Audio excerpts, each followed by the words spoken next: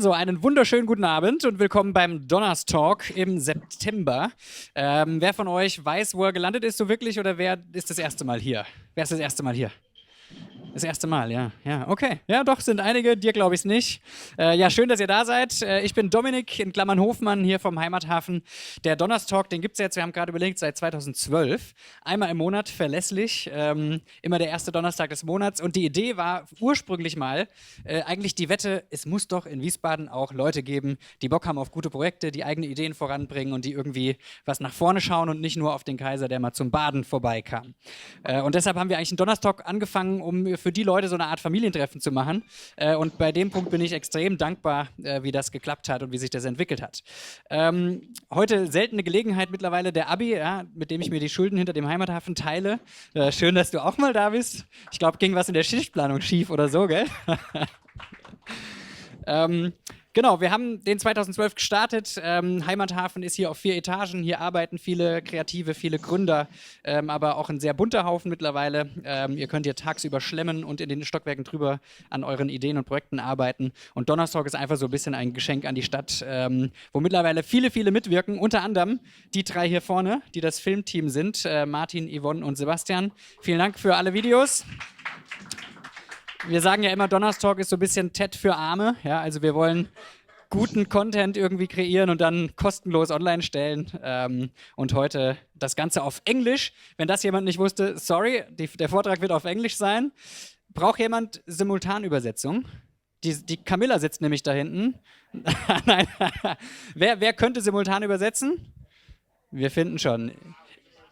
Ich setze mich daneben, wir machen gleich Simultanübersetzung. Einfach in der letzten Reihe machen wir. Genau. Yes, heute ist das Thema eines, was eigentlich im Hintergrund bei ganz vielen Themen mitschwingt, die alle in den letzten Jahren irgendwie hochgebasst wurden. Design Thinking ist zum Beispiel ein Riesenthema. Alle denken, wenn sie das machen, werden sie innovativ. Jobs to be done ist fast schon so der neue heiße Stern am Himmel, der das ersetzen könnte. Viele reden über Kundenorientierung, Customer Centricity und so weiter und so fort, Kundenbegeisterung. Und man macht klassischerweise in Deutschland Riesenprojekte, Marktforschungen, Abteilungen, Wasserfallprojekte über mehrere Jahre. Und so eine grundlegende Fertigkeit geht uns manchmal verloren: miteinander reden. Und eigentlich geht es heute um nichts anderes als, wie reden wir denn miteinander, um rauszufinden, was Leute eigentlich brauchen, was sie eigentlich antreibt, was eigentlich das Bedürfnis dahinter ist. Und speziell geht es um Kunden oder potenzielle Kunden. Also für jeden, der in irgendeiner Weise Dinge gestaltet, die andere nutzen sollen, seien es Produkte, Dienstleistungen, Businessmodelle, was auch immer. Die können heute bei Andrew ziemlich viel lernen. Und das hier ist Andrew. Hi, Andrew. Hi, everyone. Say hi, Can you hear Andrew. Okay, I guess you couldn't hear anything. I'm going to introduce you shortly in German, and then I'm going to switch back to English, and then it's your turn. So far, it was just an intro to the evening and the format of the Donnerstalk. Sure. Ja.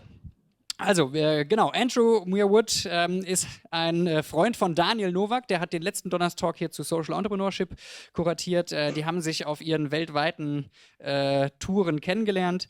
Andrew arbeitet eigentlich als Product Discoverer. Er berät also Leute, die sagen, sie wollen ihre Kunden verstehen, die wollen ihre Bedürfnisse verstehen, die Bedürfnisse der Kunden verstehen, um ihre Produkte eben kundenzentriert zu gestalten.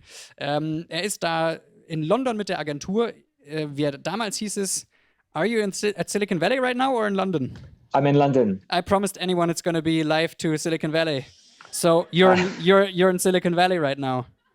Yes, I am in Silicon Valley right now.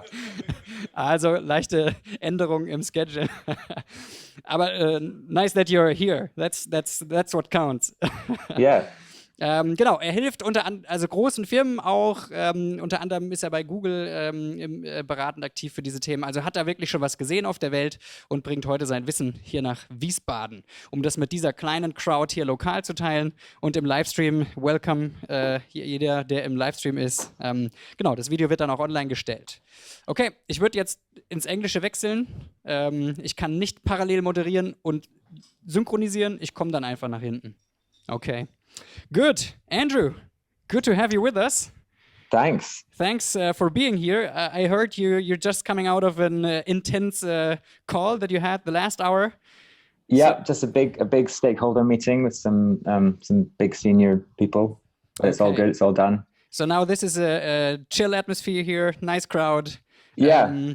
I only see one suit, so relax and enjoy the evening with us. They can stay. You can stay. You can stay. Yeah, thanks for being with us. I was telling the guys here that Daniel actually connected us. You plan to be part of a lecture we gave at Fresenius Hochschule at a founders workshop there, which didn't take place. And afterwards we said, okay, now that you prepared everything, let's just have a Donnerstag. May as well. Yeah, perfect. Thanks for being here. We're going to switch to you, having you and your presentation on the screen. We're going to mute out so you don't hear us, but afterwards we're going to switch to the Q&A session and have some questions and probably going to talk intensely about what you said. Okay. Thanks for being with us. How will I know if you're laughing at my jokes if you're muted? You're not gonna. It's gonna be really creepy. It's gonna be so creepy. I'm just not gonna know if they're landing at all. We can leave the mic on, and if you get any feedback loop or so, just tell me, and I'm gonna switch it off. Okay. Let's try that. Okay. There's no feedback right now, so perfect. I can try if we get some feedback. Yeah. Yeah. It worked. Okay. Anyone woke up now? If you're ready to go, go. Yep. Thanks, Andrew. Okay. Thanks, Dominic. Okay. Hi. Well, thank you very much for a really good introduction. So hold on, just get my slides to work. Can everyone hear me okay? Yeah, good. Can everyone see my slides? Can you see a big picture of a beer? Good. The Germans, huh? Cliche, man. Yeah. It's very nuanced. So you've already given me a pretty good introduction, so we can kind of get through this slide quite quickly. I'm a product researcher. I run a research agency. I work with a mixture of big corporate companies and also startups. I quite like to kind of keep it around about 50-50. And I do different kinds of product research to try to help inform early stage product development. And so today I'm going to be giving you a bit of an insight into how I do research, and in particular relating to interviewing customers. So what do I mean by interviewing customers? For me, what I mean is quite broadly any time you're actually speaking, gathering information from customers, whether that's just you're talking to them in a quick conversation, you're speaking to them in a sales call, you're perhaps talking to them with regards to supporting your product, or you're actually doing a serious full-on research project. I think if you're doing any of those things, then you should be able to take some nuggets away from, some juicy insights away from this talk today. So hopefully that's, for many of you, these are kind of relevant activities. So why should we speak to customers? There's quite a lot of companies fail, and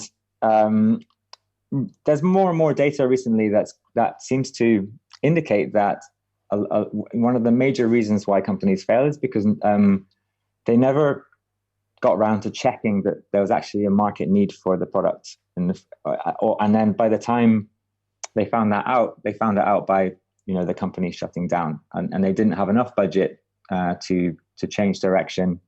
They weren't able to correct their course in time, and I think one of the major other kind of findings that startup genome study found a few years ago was that a lot of companies that find it difficult to scale and to be successful over a long term, they focused way too much on the product and not enough on the customer early on, and so they weren't really fully understanding what people were going to pay for. They're more fascinated in the technology and how clever their idea was, rather than making sure that people had a problem and that they were willing to spend money on solving that problem. And for me, speaking to customers directly is one of the best and the earliest ways of avoiding this. Some of you who's familiar with Juicero? Have you heard of Juicero? This is a classic Silicon Valley case study where it's a juicing machine that you pay a lot of money for the device, and then you pay a subscription for these packets of juice. And then someone realized that actually without the machine you could just squeeze the bag with your hands, and you didn't really need the machine, and so it wasn't. And then it was a big outcry, and it's a classic example of getting so obsessed by how cool your device is that you sort of forget to ask, do people really need it? I think another thing that often happens is you have some quantitative understanding of your customers that might come from your product analytics. It might come from bigger sort of macro data, demographic data, or it might come from you might see, let's say, a sudden change in the way that people are interacting with your product or service. And the best way to try to kind of get to the bottom of this is to ask and to try and work out why suddenly people have changed their behavior. And if you don't ask people, then you're kind of guessing. And you might be able to experiment with different ways of trying to solve these problems, but you're still always guessing unless you ask. And so today, I'm going to be helping you to find ways to ask more. A lot of people, clients and people I mentor and coach in the area of researching customers find it quite difficult. And so today's talk is going to be structured around some of the major challenges that people have around, in particular, speaking with customers, interviewing them. So first thing is working out what to research. What questions should we be asking? And then, what's the biggest priority? Then it's finding out. People often struggle with finding the right people to speak to. What is a kind of fair representation of our customers that would give us a good answer to our questions. Then it's actually asking the questions. How do you ask questions in a scientific way that will get you the answers you want, and not just people saying what they think you want to hear. Also, a lot of people really struggle to if everyone's really busy and you have all these conversations with customers, and then suddenly you want to check back on that conversation, and if you didn't have good notes, then it's really hard to remember what was said and to keep track across multiple conversations. And finally, making sense of it all. So analyzing the data that comes from interviews, also super difficult. And I think actually that's probably the hardest part of the whole process. And so this is the basis. This is the structure of my talk today. I'll be taking you through these 5 areas. This is the tips, the top tips. And in order to help bring this to life, I want to introduce you to my fake company idea. It's called Haute Couture. It's a breakfast delivery service, and you basically subscribe. There's an app. You pay a subscription, and you receive different kinds of breakfast cereal every week, and you can change. You can order different ones. You can order more inside the app. And it's a very clever business model, very scalable, low margins, etc., etc.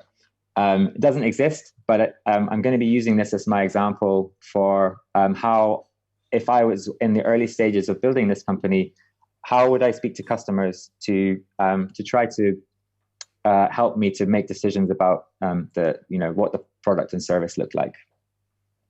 And if anyone does want to start this company with me, then we can talk about that later. Maybe you can ask in later on if you want to give me some investment for it.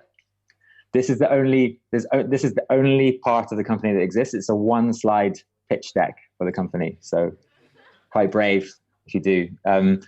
Okay, so firstly, tip number one, this is deciding what to research. I'm going to start with a story about me. So many years ago, I joined a startup as their researcher, their head of research, and I was very excited to join, and I was very excited to do some of my best work there. And so when I arrived, I came in and I built a lab, a research lab that had lots of different monitors and cameras, and it had live streaming inside the company so that anyone could watch usability tests in real time.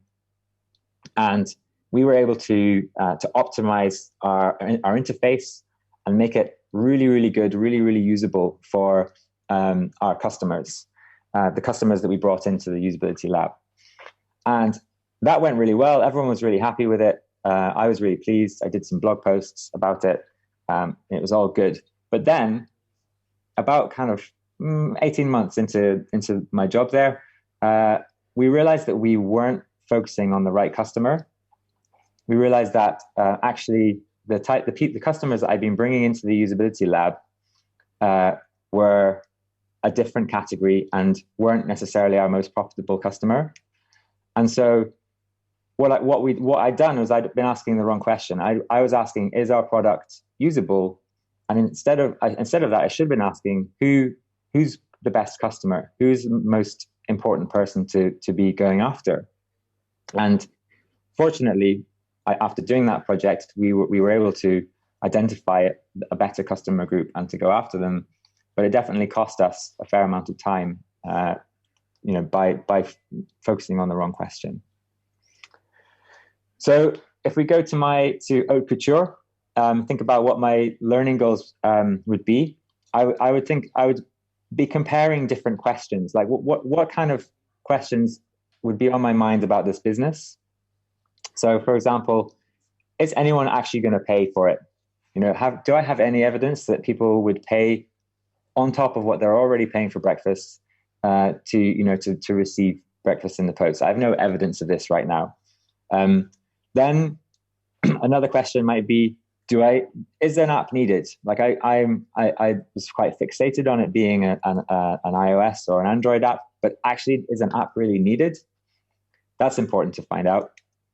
And then maybe later on, if I did have an app and I did have people ordering, if they suddenly stopped ordering, maybe another question might be, why are they no longer ordering cereal? So for me, the scariest question is on the far left, but depending on where you are in your product evolution, there may be different questions that become relevant. And it's useful to have a prioritization framework that allows you to position those questions and also to think about how easy or hard it is to answer those questions. So I would use something like this to try to position a list of kind of internal questions I have. And then I would use that. I would be able to decide which ones to answer first, which ones to build projects around, which ones can I just go and do really quickly versus which ones need a lot more, planning, and I need some budget and I need to really think about how to build a rigorous project to answer those questions.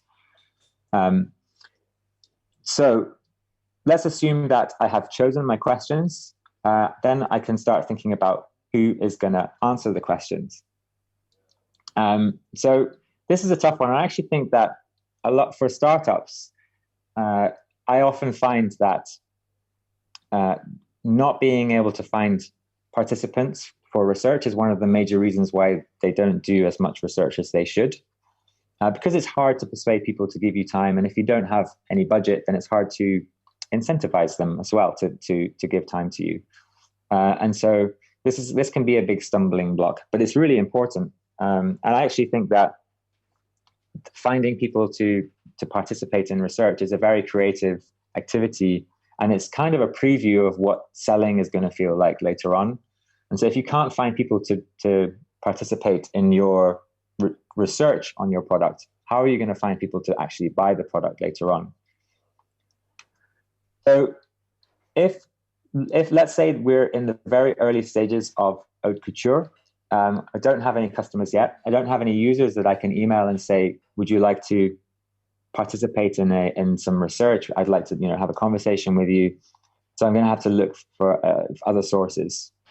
So one area I could use is friends and family. This can work to some extent, but you have to be really careful with friends and family. It's easy. It's often cheap. You can probably get them to do it in exchange for a cake. You can also be very targeted in that if you know that your customer is a certain job, like a lawyer or something, and you have a friend who's a lawyer, then it's probably the easiest way to get some quick answers from a lawyer, compared with trying to do it with a stranger.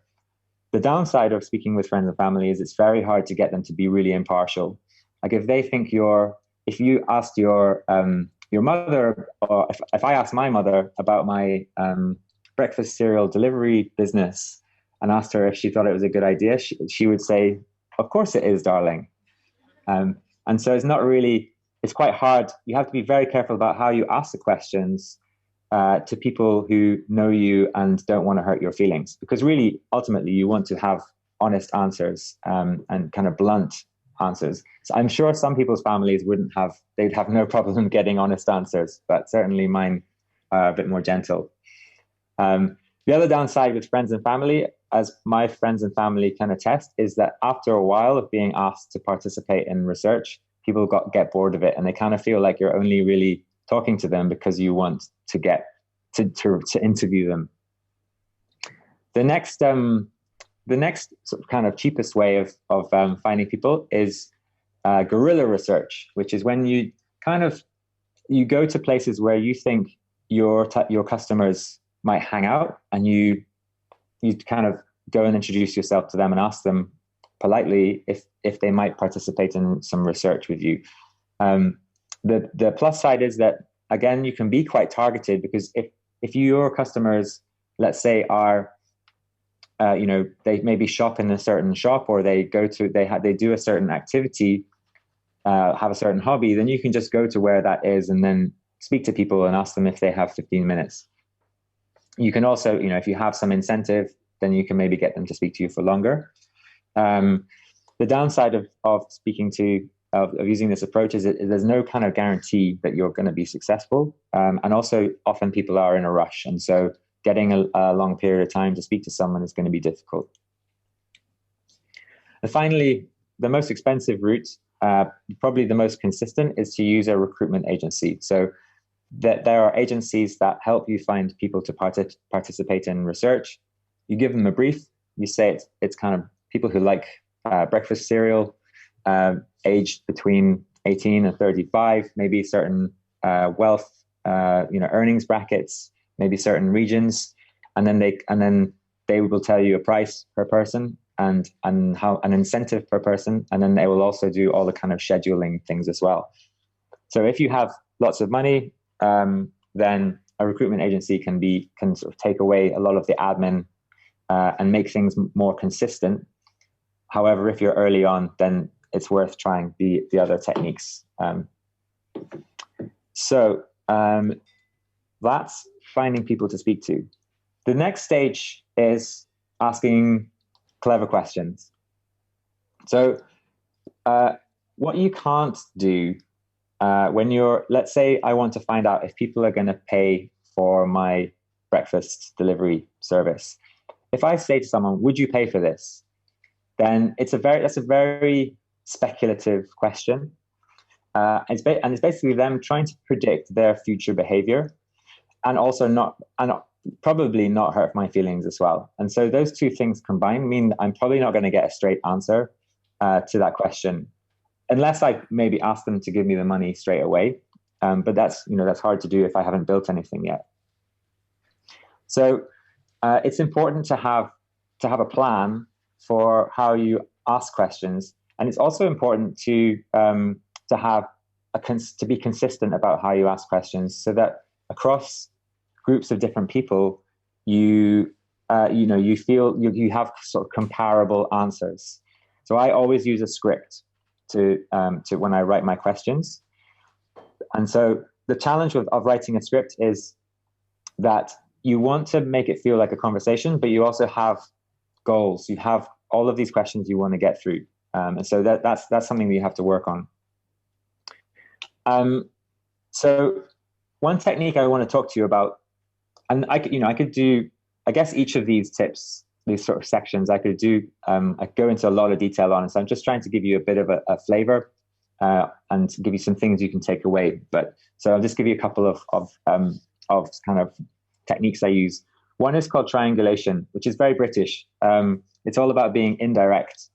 So if I want to ask, will people pay for my breakfast subscription service? I'm not going to ask that question. So what I might ask instead is, do you subscribe to anything else? Like, what kind of, do you subscribe to Netflix? And then I can start to build a picture of, if they don't subscribe to anything at all, then that's probably a bad sign. And if they subscribe to lots of things, how much do those things cost? Can I kind of work that out separately?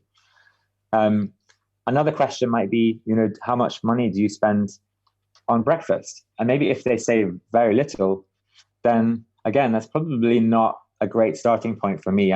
It's unlikely that I'm going to suddenly persuade them to change their spending habits in a month. I haven't mentioned my product. I've just, worked out quite an important factor on whether or not, they would spend on this. And another one might be to try to understand, their shopping behavior. If they already buy food online, then that's probably, they're going to be less resistant to my service than if they've never ordered food online. And also, obviously, it's not obvious, but each of these questions can be followed up by a kind of a why. So, if someone says, I order food online, I order, I have my shopping coming in weekly, then you can follow up by saying, why do you order online instead of, just going down to the shop to get it? And then that might reveal something about them.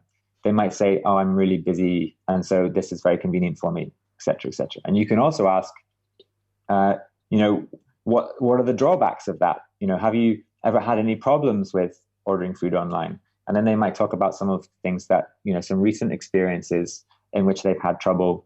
And so that builds a picture of, the pros and cons of online food delivery without ever mentioning what your product is. But it builds that context around the question.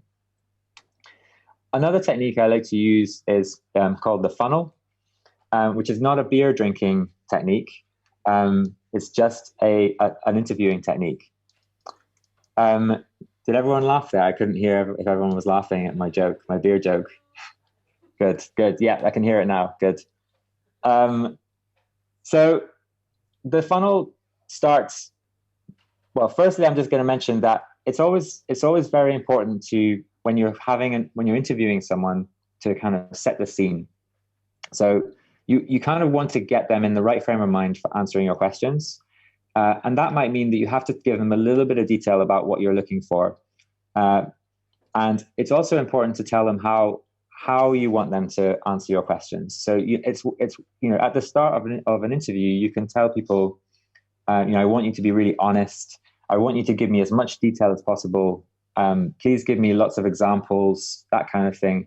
And then people know that you want to get into the detail. If there's something that you're not interested in, I'm not interested in lunch. So I might say, look, I'm just focusing on breakfast. That's what I'm interested in. So evening and lunchtime meals, not interested. So let's not talk about that. This is a good time to mention those things. Then the best thing to do is to start really, really open.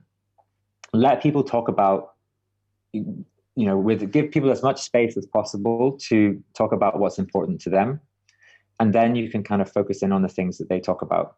So in the breakfast example, I might just say, tell me about all your breakfasts in the last week. And this is good because it's very concrete and it's recent. So they should be able to remember every breakfast that they've had.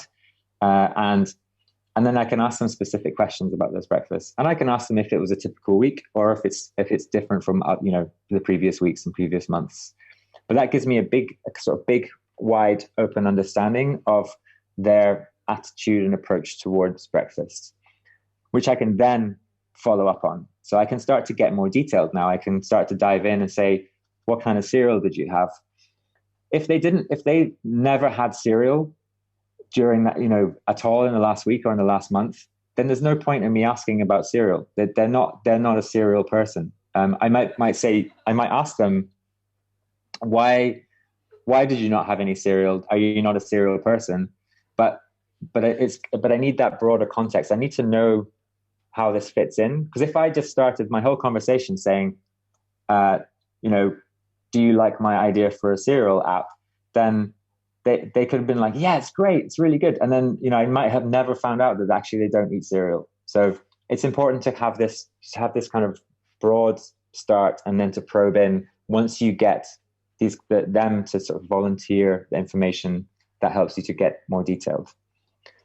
And then finally, once you've done all of this open questioning, then I'll give you permission to ask a bit more of a closed question, which is kind of, what do you think would be a good solution? You could still not mention your solution here. You could still say, what do you, how would be the best way of getting, of receiving cereal, on a weekly basis for you? What would that feel like or look like if you had a magic wand, or if you had, a tool or a service that helped you with that?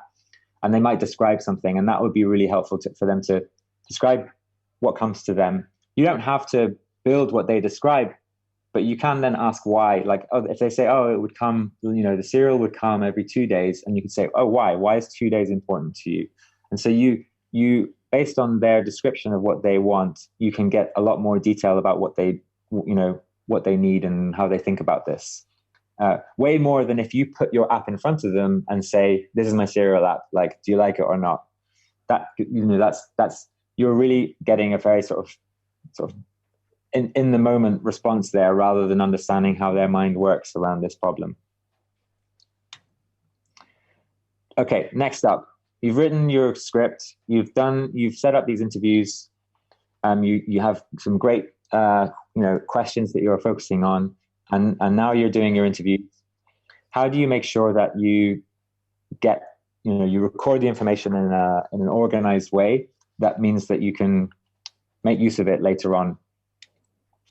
So one of the best techniques, easiest techniques for taking good notes is to use your script as the structure for your note taking.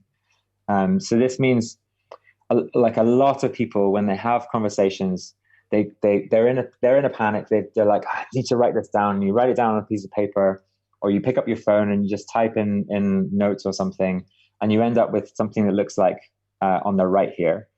It's so hard for you to come back to that, weeks later, and to dip in and go and sort of remember exactly what was being said, especially if you're writing your notes in a kind of shorthandy way. And so, whereas if you go on the left here, you can see exactly, these are a bunch of notes I made that relate to question one. And here's a follow-up question that I had that I'd sort of planned to ask, and they answered some questions in here, and I've put them in here.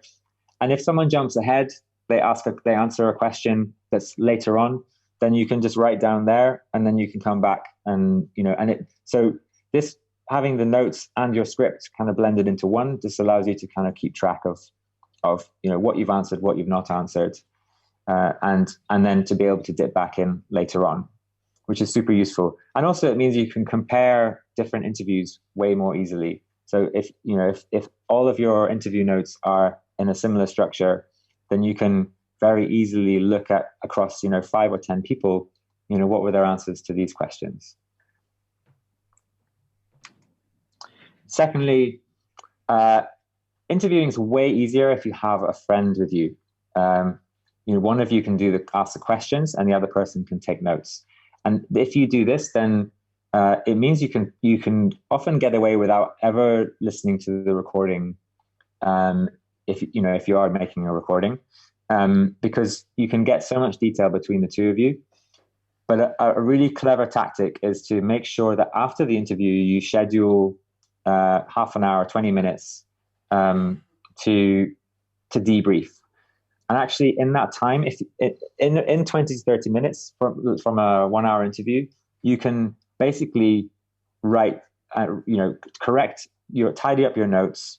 You can agree with the other person what were the most important findings. You can write a summary of the interview, and you can highlight any kind of notes or quotes that you think are, particularly interesting. And you can even probably share that with your team or with, your clients or whoever. You can get that all done in 30 minutes.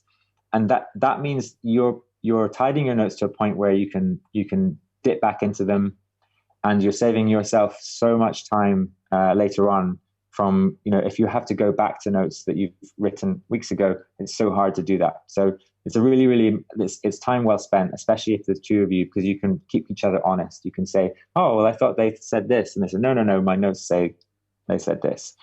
And then once you've done that, you can reward yourself with a beer. Okay, the next section, the final section actually, is about looking for patterns. So this is where we get into the analysis stage. So analysis is hard, and I could definitely do a whole talk or workshop on analyzing, but I'm just going to give you a couple of kind of little sort of snippets of how I go about doing it, and you can ask some questions later if you have anything else you want to know about it. So the process that I go through is quite involved. It involves a number of different tools. So what I usually start with is a set of interview notes. So these will be what I call notes and quotes. So it's very rare that I work with a full transcript of an interview. Usually I have a kind of summary of bullet points of key things that I heard. And there may be some quotes there that I think that it was when the person said it in a really clear way, and that I think it's really powerful. But other times my summary of what they said is just easier to work with rather than a big paragraph of text. That I tend to prefer doing that because it's faster. But some types of research, you need to have the transcript, and you need to, if you want to go into a bit more kind of microscopic detail on how people say things. So then from the interview notes, I then will drop them into a spreadsheet. And the spreadsheet allows me to kind of tag each note with the question or the section of the interview that it came from, and also the participant that I was speaking to, and just sort of bundle that all together. And then what I do is I move from the spreadsheet to the whiteboard. I use a digital whiteboard tool called Mural, which allows me to paste all of my notes from the spreadsheet onto a whiteboard very quickly. And then what I'll do then is I will start to cluster them together, and I'll be moving them. I mean, here you've got probably some whiteboard behind me, just to prove that I'm a real researcher. But yeah, so there's a lot of like clustering, finding themes, looking for similarities, drawing lines between different patterns that emerge, and then the cool thing about Mural as a particular tool is that you can then paste very easily back from the whiteboard into the spreadsheet. So once I have a collection of notes and quotes from the different participants that relate to a specific theme, I can then paste them all back into the spreadsheet, and they're all kind of formatted nicely for me to continue to work with. And then that usually leads to some kind of output. Depending on the project I'm doing, that output might be some kind of deck, a beautiful slide deck like this one, or it might be a set of actions, a set of recommendations, or it might be something fun like a video or a product prototype or something like that. So what I like to put on a post-it note is obviously the note or quote, the main sort of piece of information, nice and bold, written in clear handwriting. But it's also important to have the who said it, and also if possible, kind of relate it to which question, where you were in the interview, so that you can kind of check back and see where it fits in if you've kind of forgotten where that goes. And then what happens is, if you find some notes that from different participants that suggest that have a theme around them, then you can group them together, and then you start to see what are the patterns and kind of segments that are emerging.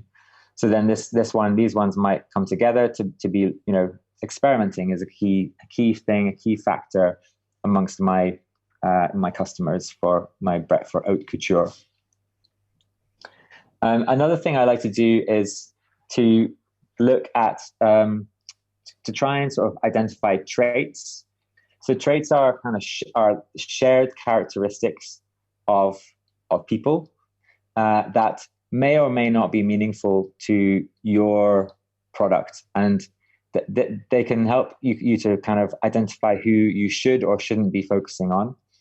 They can also be really useful for starting to think about segmenting your market. So, if you obviously can't base a segmentation on a small number of conversations. Let's say you have 10 to 15 conversations with customers, you can't sort of go like, oh well, 30% of people are this because 5 people said that.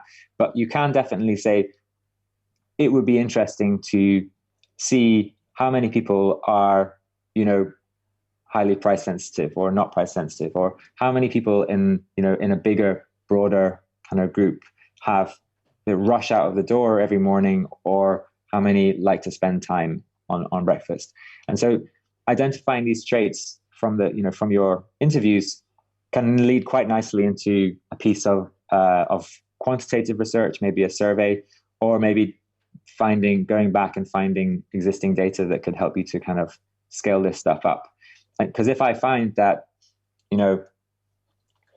people who like to experiment, who are not price sensitive and who are in a hurry are my main customers, it would be really helpful for me from after this point to try to work out how many people in the world or in my sort of target region actually fit these characteristics. And so I've just identified a set of survey questions that I need to ask and then send out to a wider audience to build that kind of statistical rigor. And that's it. Those are my 5 tips. I've just taken you through a whirlwind tour. I've tried to give you, a flavor of all the stages of the research that I do, and the tools and techniques that I use. But you're very welcome to ask me anything you like. Also, you can ask me, on Twitter anytime as well. So that's that. Over to you. Thank you so much, Andrew. Here's your applause.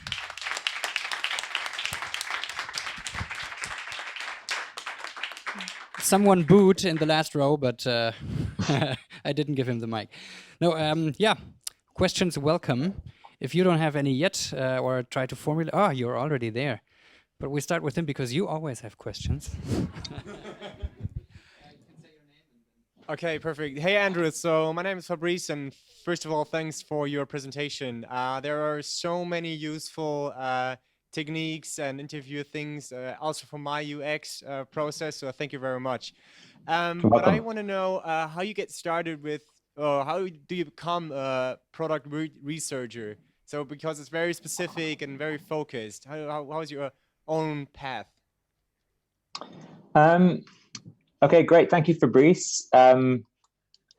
So my journey to becoming a product researcher I studied this product design to start with at my undergrad, and then I ended up doing a PhD afterwards, and the PhD was all about the evolution of consumer products, but which I've not really. It's a topic that I've not really used directly, but the PhD involved a kind of mixture of different methods, partly qualitative, partly quantitative, and I realized that the piece, what I learned the most and what I kind of enjoyed the most was this idea of designing ways to answer questions. And that's what I took away from the PhD more than actually the 82,000 words of that no one's ever read. And so, yeah, so then that led me to starting to work in strategy. And I worked for a small strategy consultancy in London. And then I started working for myself and working with startups, doing this kind of research. And I think also at the same time, the kind of the market and the understanding of the need for speaking to customers was growing. Over the last 10 years, it's definitely maturing. And so the appetite has evolved. And as the appetite evolves, it's become more possible for me to be more and more focused. So 10 years ago, I was much more of a general researcher, like like a mercenary, like any research that needs to be done, I'll do it. Whereas now I'm really focused on product, and I'm really focused on early stage product research. I tend to be at the concept stage, and I'm much less likely to be involved even in optimizing and usability type projects. So that's super focused now, and that's mainly because the demand exists now that it didn't exist before. Thank you so much. No worries.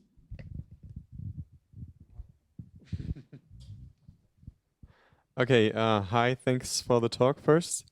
My name is Colin, and hi. And my question is specifically about these qualitative studies. So you just talked about how to really get a specific question that they don't answer in favor of you, or that they're not answering as they think you would like to answer. You would like them to answer, and in that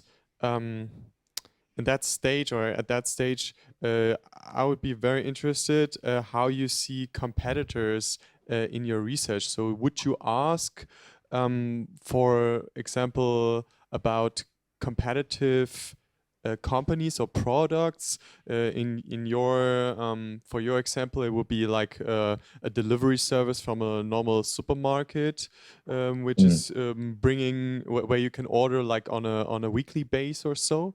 Do you think that's good, or is it too much sidetracking? Or yeah. No, hi Colin. Thank you. Good question. So, how do you include? This is my understanding of the question: is how and if you should include understanding your competitors while you're researching your product. And I think the answer is that yes, it's very important, and because you can learn a lot from from how people, what people. I guess you also need to think broadly about what a competitor is, and I think you're exactly right to say that my breakfast haute couture breakfast delivery service is competing with supermarket delivery, but it's also just competing with cafes. If you think about it, it's just, ultimately the problem statement is, how do I just want to have something to eat in the mornings. And so if you think broadly about the problem, then suddenly you can see a whole set of competitors, some direct and some indirect, and understanding how people relate to those competitors can give you a really good kind of preview as to how they might respond to your product. And so if they are using, if they're using a food delivery service on a regular basis, and maybe they're even already ordering granola to be delivered every week, then and at a certain price and with a certain level of, hassle maybe that they have to be in to receive the delivery, then that's a really good indicator for me that there's a behavior there. They're actually already they have a problem, which is getting breakfast cereal, and they're already solving the problem, and they're already paying for that solution.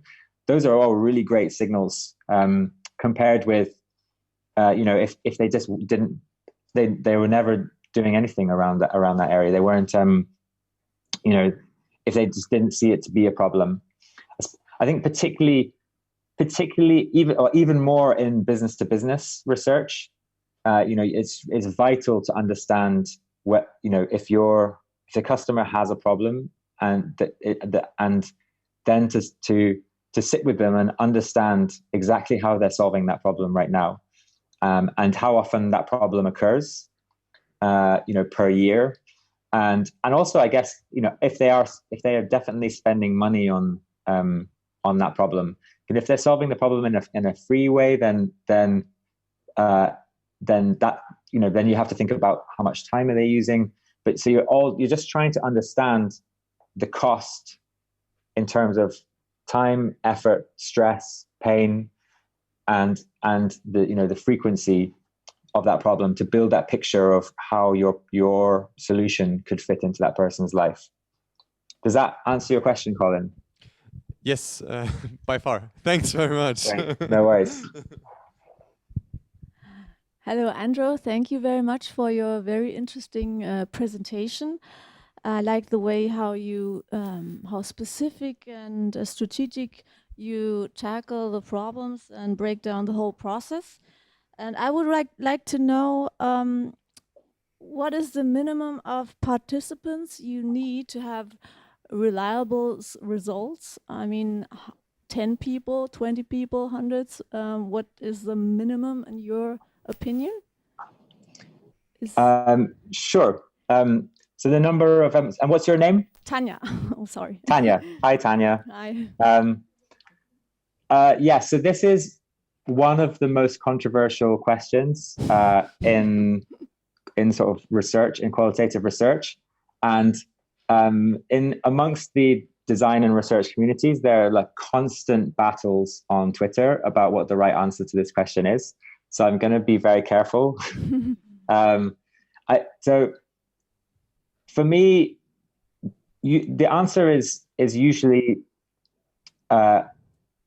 if you've spoken to enough people that when you are speaking to a new person and before they open their mouth, you can predict what they're going to answer, then that's a good sign that you've spoken to enough people.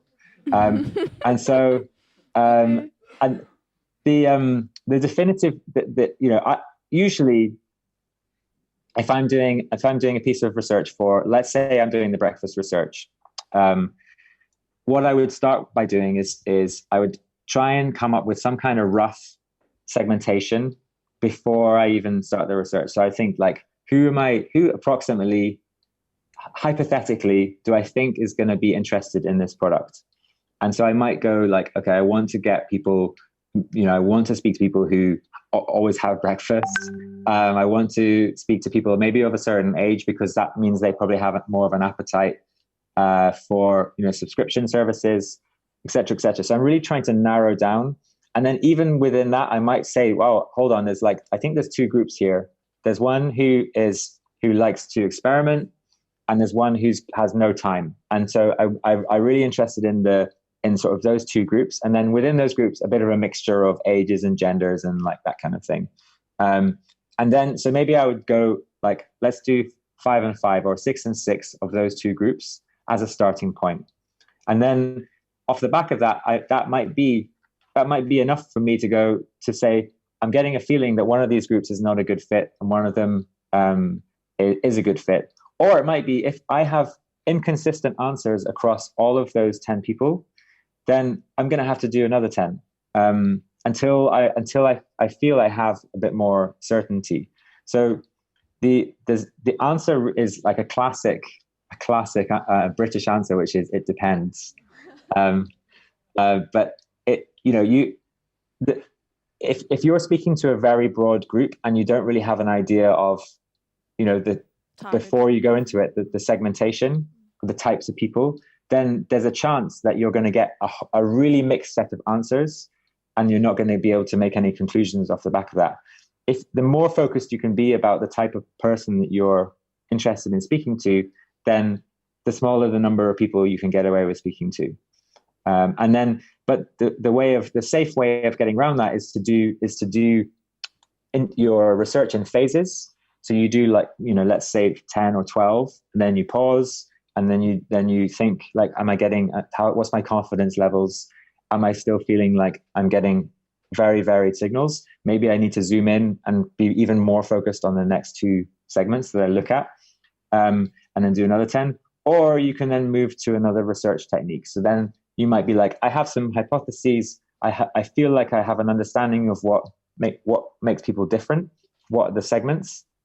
And therefore, the best thing to do is actually to stop doing interviews and to do a survey and send that out to 500,000 people, and then ask questions that will help me to position them along these trait spectra that I talked about before. And then I can find out approximately in London that 40% of people don't have breakfast, or something like that. Then I can start to think about what's the size of my market, who am I going after. Does that make sense? Yeah, thank you very much. No worries. Anyone else in the back? Hi, I have a question. I think that Hi, I'm Christian. Hi, Christian. I think that there's this famous saying of Henry Ford: if I would have asked my customers what they want, they would have said a faster horse. And I think that most people, especially when we talk about innovation, cannot really imagine how innovation looks, and would probably give wrong answers when asked, do you like a electric car, or do you like a smoothie? So how do you work with this in research if you think that maybe you can imagine the final product, but most people are not very full of fantasies? How can you work with this? And do you think that research is at all good to evaluate innovation? Yeah, so that's a good one. And thanks, Christian. It's a good question. It's one that comes up quite a lot. So if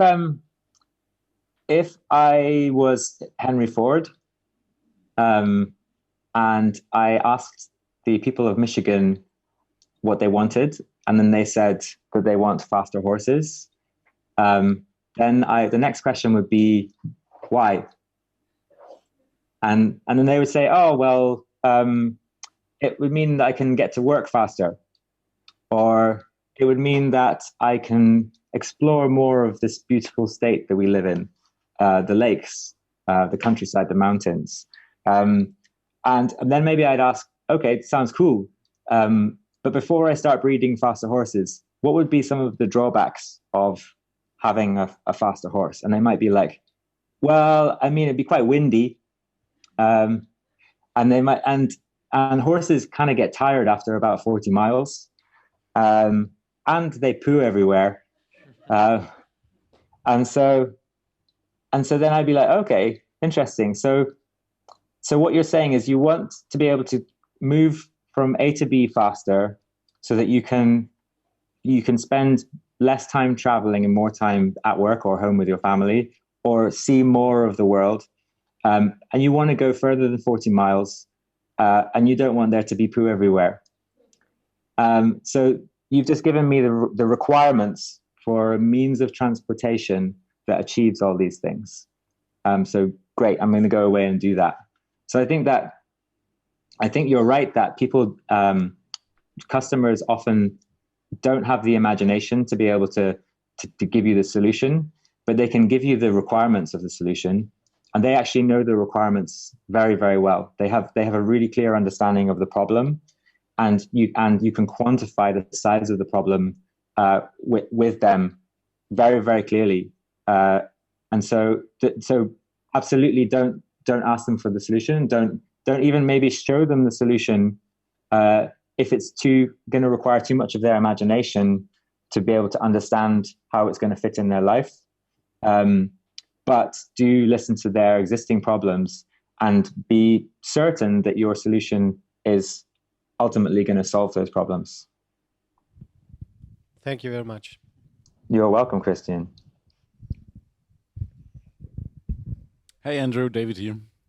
Hi, David. Thanks for your slide deck and thanks for your talk and everything.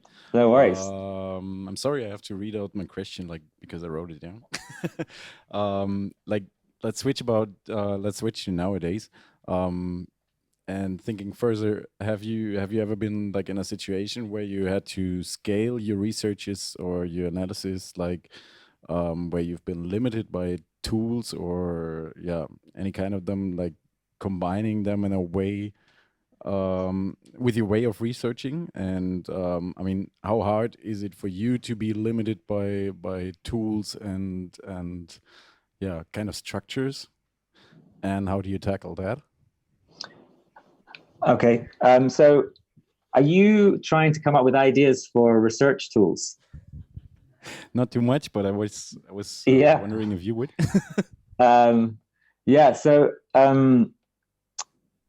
think the question was, am I limited by tools and in doing research, and in particular in scaling the research from the qualitative to a wider understanding of the population? Yeah, exactly. And at the moment, maybe when your product is already at another stage or something, not in the beginning, just when it's at an anonymous stage.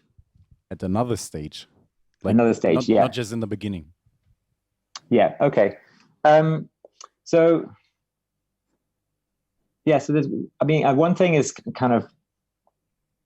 I don't think you're asking about kind of building surveys and survey tools. I think you're asking about understanding, at a later stage of product development, how to kind of scale the findings across your product. I think that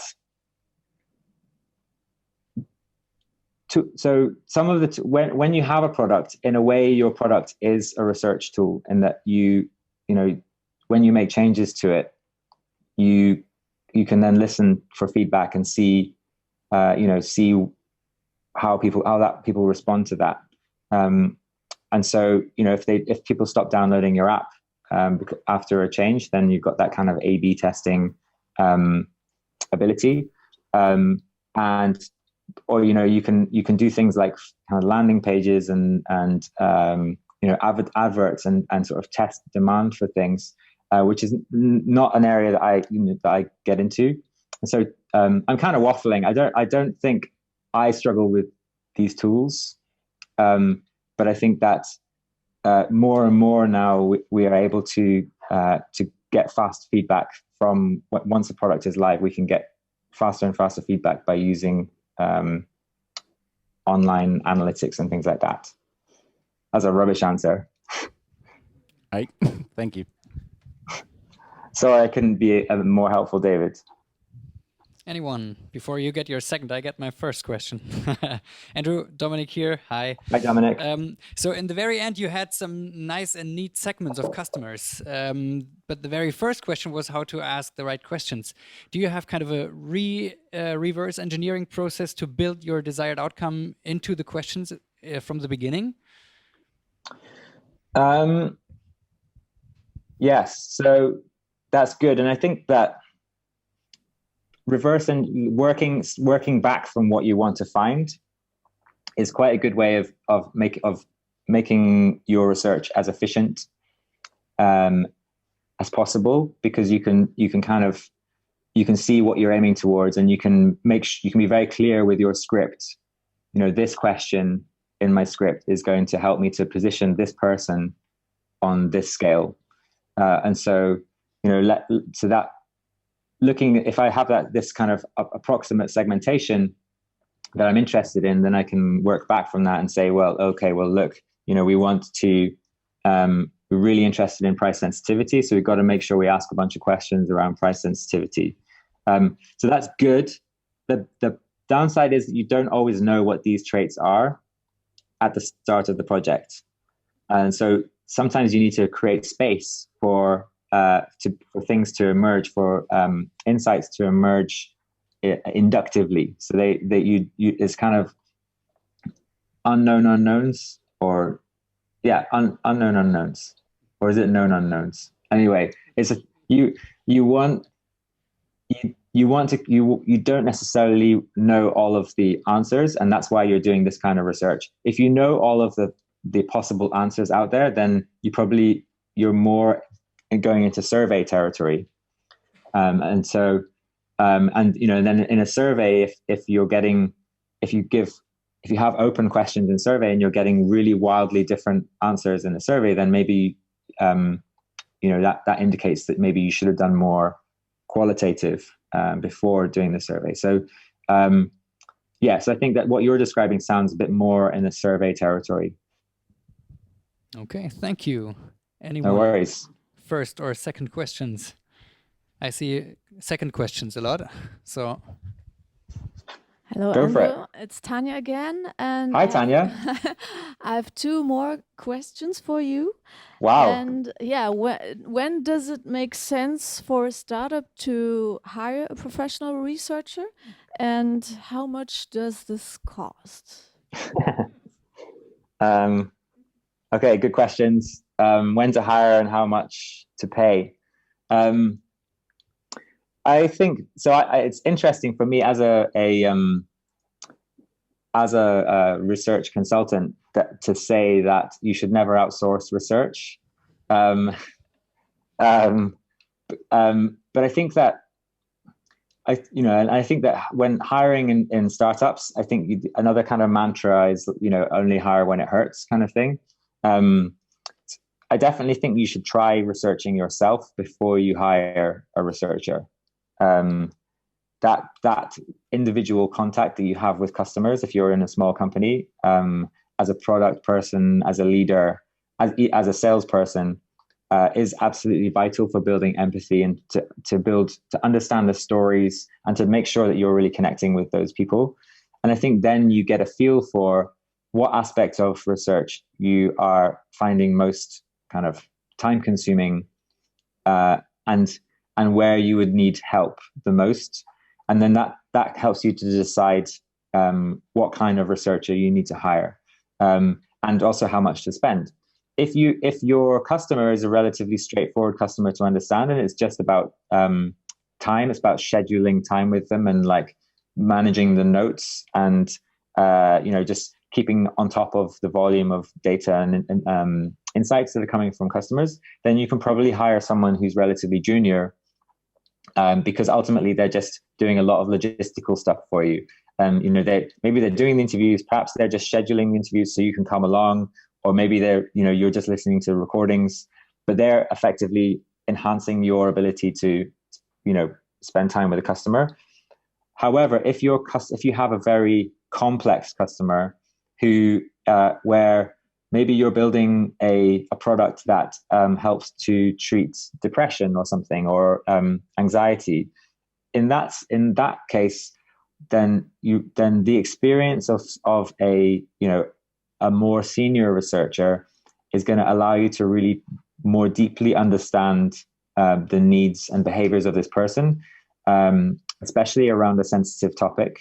They're also going to be able to design ways of asking questions that are much more sensitive to that person's needs, and to make sure that it's a safe environment for them.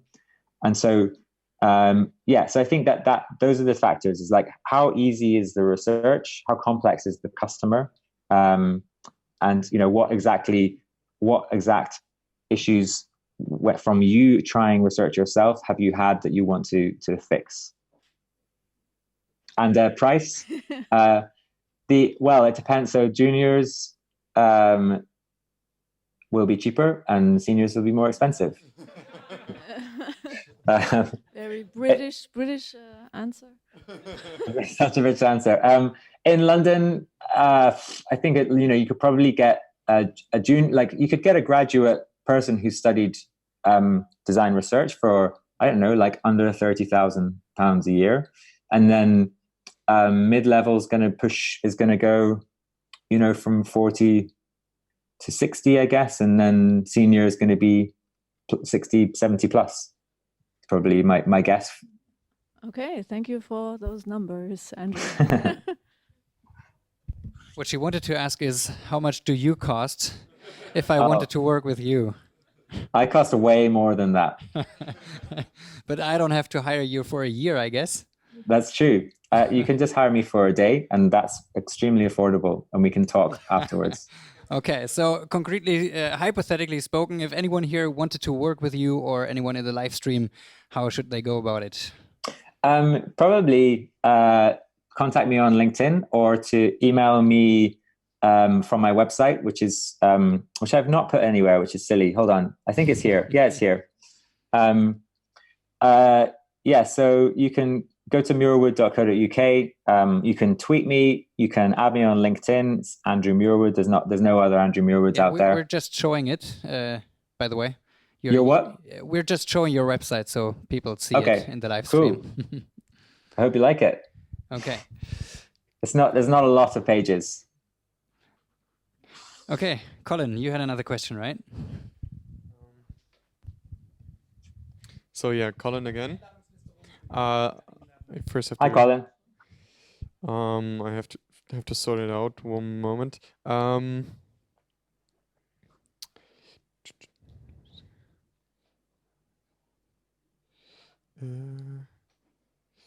Okay, so especially, so you said that you're mainly focusing on working with startups and companies in the beginning of designing products, so at the first stage. And I would be very interested, as I'm working on in an early stage startup, how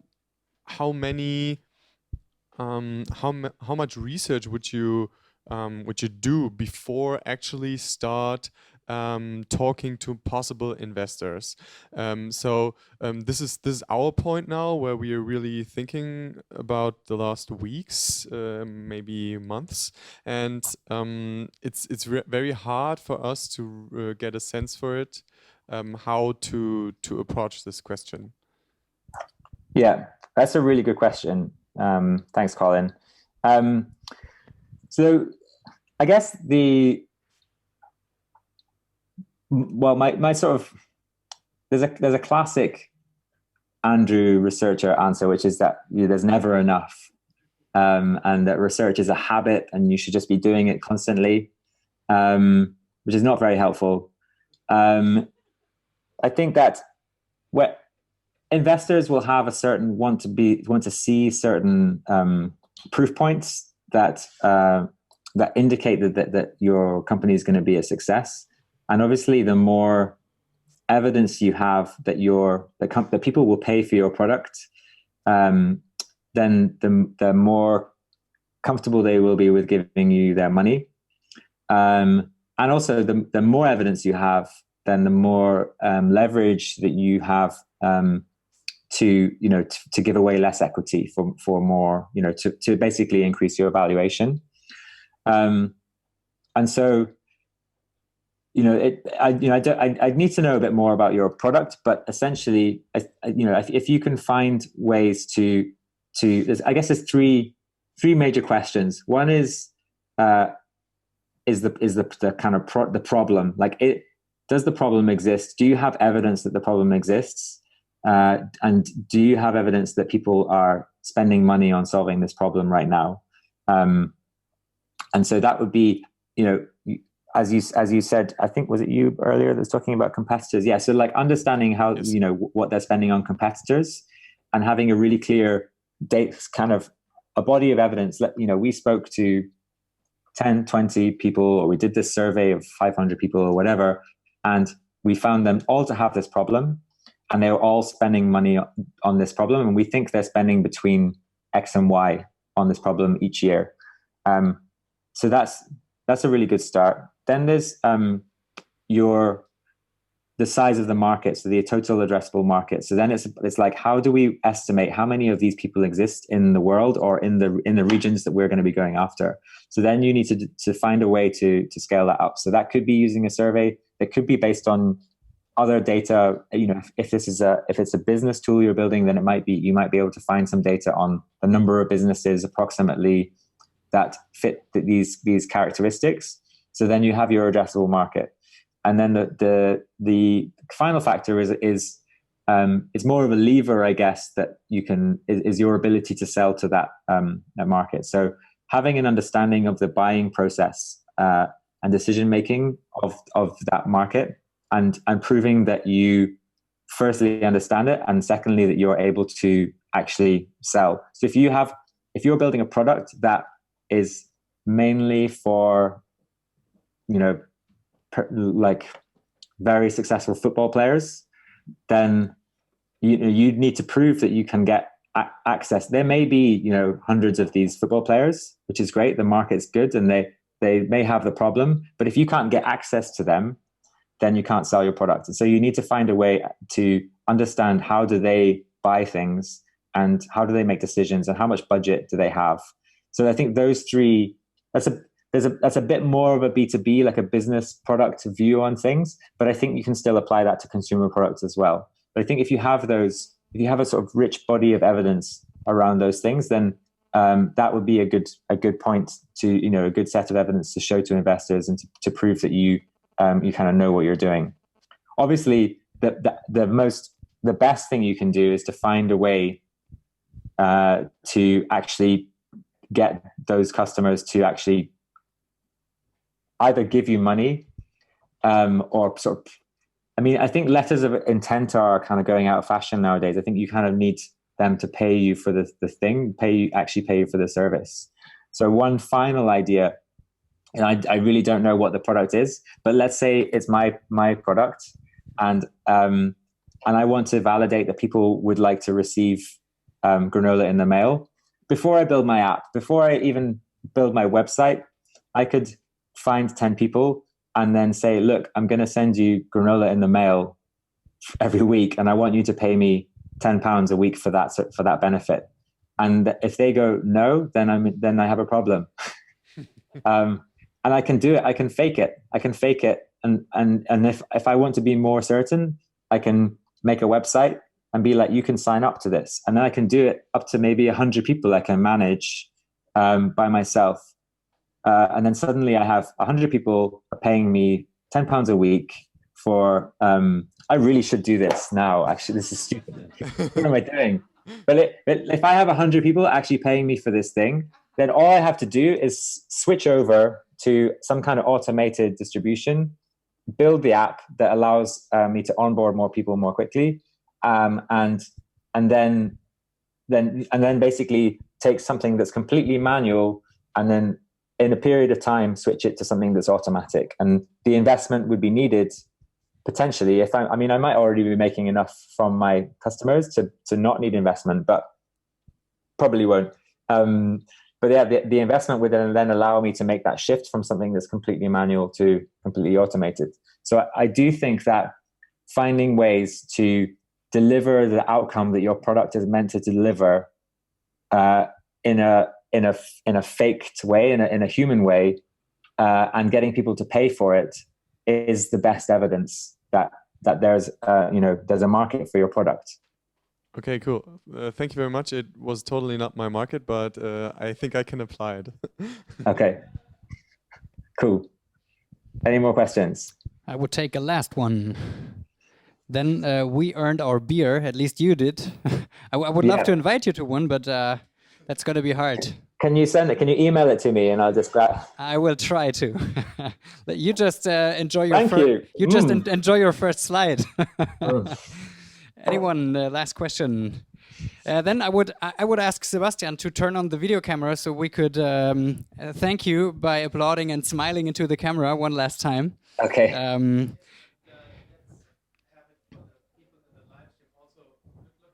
Okay. So he wants to tune it a little for the live stream folks. So, but now he turns off the camera so we can smile at you and thank you personally.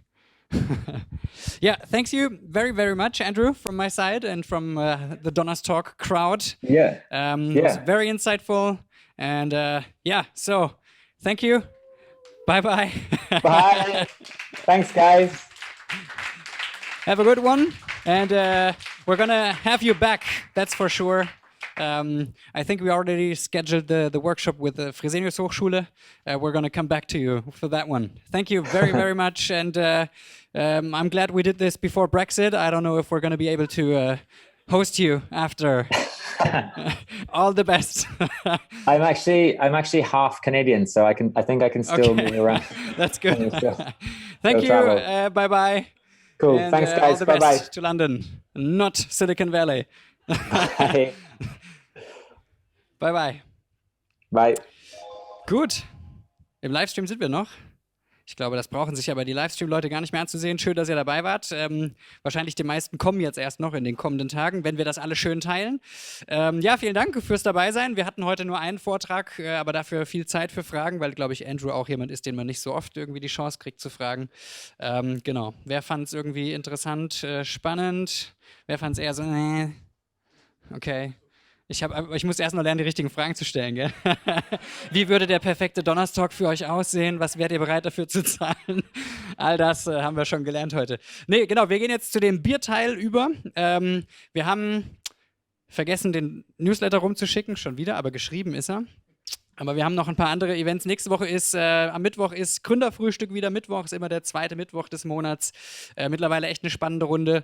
Wir haben Jazzbar, aber das ist jetzt weniger, das ist, glaube ich, der 4. Mittwoch des Monats. Aber ihr findet alle unsere Events. Wer noch eingeladen werden will, kann sich eintragen oder hat es schon getan.